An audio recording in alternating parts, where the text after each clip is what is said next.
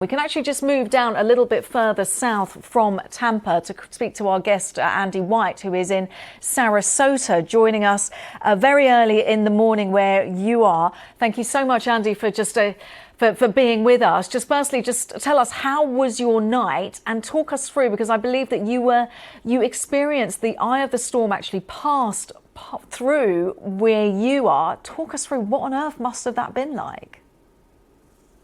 Yes, good morning. Do you know what? It was the weirdest feeling. I've never been in a hurricane in my life, and this was the one that I got, and it was a little bit scary. You know, as the eye passed over, everything went completely quiet, and so it was such a surreal feeling. I mean, from the wind being just howling, and then just nothing.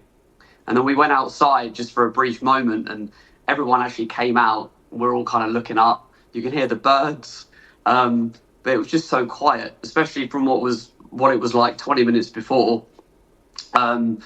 After the storm passed through and the eye passed through, the winds really picked up. The winds were a lot worse actually on the other side. So we had to move rooms from where we were sitting in, because it was just, I guess, a little bit scary. Extraordinary to hear that. Just give us an indication. I can't believe that you heard birdsong during that. But just how long did it take as the storm moves? Because let's be honest, when we look at the satellite pictures, Hurricane Milton is an absolute monster. Yeah, I would say that it was really from around 5-6 o'clock p.m. here on our time that it really started to pick up. And actually, that was when we had a lot more rain on the front end. After it passed through, and then we had the eye, and then on the back end, the rain, we didn't have hardly any rain on the back end, but the wind was just awful. You could hear the house just shaking. As I said, we moved into the room that I'm in now, just because the wind was blasting on the other windows. We're very lucky because we have more kind of hurricane proof windows, I should say. But I've never experienced anything like it, and you know, I guess it was so rare for us to be over the eye, considering it was such a small eye. You know, comparatively, I mean, it started at like 3 miles. It grew in size a little bit, but it went straight over us. The damage outside our house, there's a lot of fence panels down. We've got trees down. I mean, it's too dark at the moment, really, for us to go out and see all the damage. But, you know, as soon as it gets light in a couple of hours, we'll go outside. But, I mean, you could hear just things flying around most of the night. But now it's completely quiet outside and still.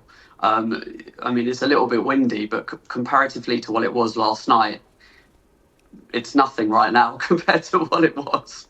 Absolutely extraordinary. Fascinating to hear that insight. Andy, I've got to ask, why didn't you leave? Why didn't you evacuate? We was actually outside the evacuation zone. We're about 8 or 9 miles-ish from the coast. So we weren't in an evacuation area. So we would have avoided any storm surge. So we're in a hurricane-proof, not hurricane-proof, but we're in a much sturdier house than some old houses, because this was only built a couple of years ago. So we actually did the right thing, I think, to stay where we were. And we actually had some people where we live move here from the coast to which made us feel better that people were moving in. So we were okay. We were okay. I mean, a few fence panels and trees we can deal with.